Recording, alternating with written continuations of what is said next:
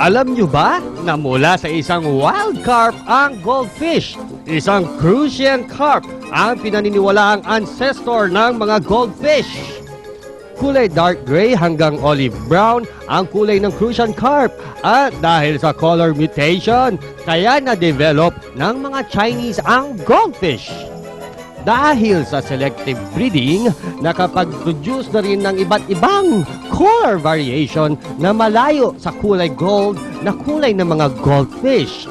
Meron diyang dark moor, bubble eye at panda moor. Mapapansing hindi lang kulay ang naiba, kung pati mga itsura ng mata at mga palikpik. Popular na aquarium o pond fish ang mga goldfish dahil sa kulay nito at mas mura itong kumpara sa mga ibang ornamental fishes. Samantala, nilalagay din ng mga goldfish sa mga stagnant na tubig para mabawasan ang pagdami ng mga lamok. And that's for you to know.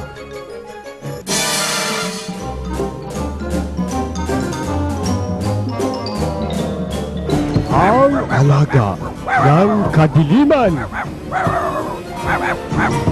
Ang sugo ng lahat ng kahayupan. Ang kinakatakutang aso sa ilalim ng lupa. Siya ang Demon Dog. Malalaki at kanyang pangil. Ha ha ha ha ha ha.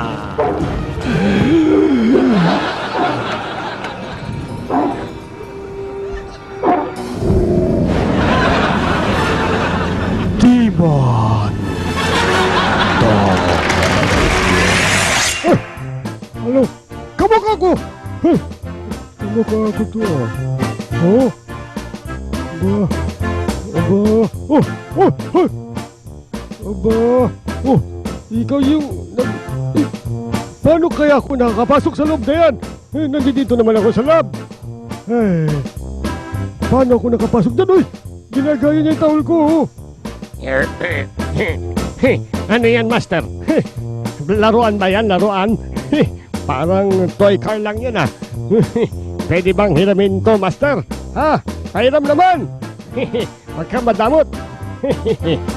Ganda-ganda ng toy car mo. Kaso bakit mukhang mabaho? Ang ganda naman ng toy na binigay mo sa akin, Master, oh. Ang daming mga maliliit na cars pa. Ikot-ikot, ikot-ikot, ikot-ikot, ikot-ikot. May ikot-ikot. Pwede ba ako sumakay dyan, Master? Ha? Ano kaya? Ay! Yung ipin ko sumabit! Sumabit yung ipin ko! Ay! Yung ipin ko! Ay! Taki!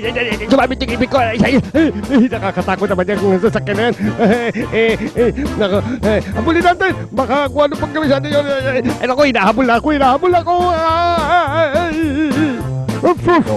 Igot, Mr. Robot,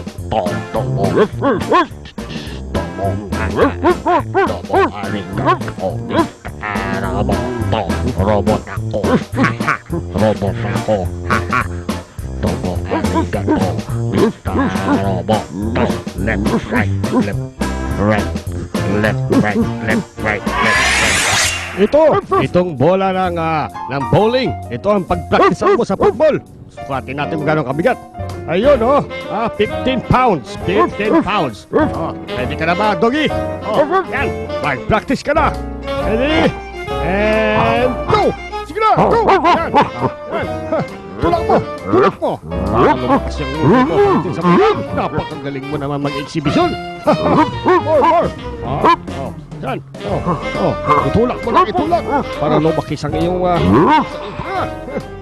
Galing mo talaga. Sigurado mananalo tayo sa tournament. Good morning! Kumain ka na! Ay, may pagkain na! Ay, papunta na po ako dyan! Nandiyan na po ako! Ang daming ko kasing pagdadaanan eh. Dandan pa ako dito sa tunnel. Para lang makapunta doon sa pagkain na hinanda ng amo ko. Ayun. Ayun. Ito ang breakfast ko. Breakfast ng mga champion. Ha? Oh, siyempre, pagkatapos kumain, balik na sa lungga at matulog ulit. Meow! Ang ganda naman ng pantulog mo. Uy, umangon ka nga muna. Ay, ano ko? Masyado ka namang halimparot. Matutulog na tayo eh. Oh. Mamaya na tayo magdambingan, dear. Mamaya na. Naku, marami pang nanonood sa atin. Ako, amo, bakit mo nililipat? Hindi maganda dyan. Dapat dito.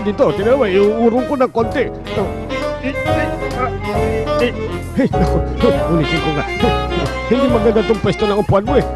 Dapat dyan, yan. Iusog natin ha. Iusog natin ng konti dito. Yan. Tapos, medyo dito rin ng konti para magandang pwesto. Yan, iharap natin yung upuan. Ganyan. Oh, di mas maganda ano pag dito natin ilalagay itong upuan. Oh, perfect.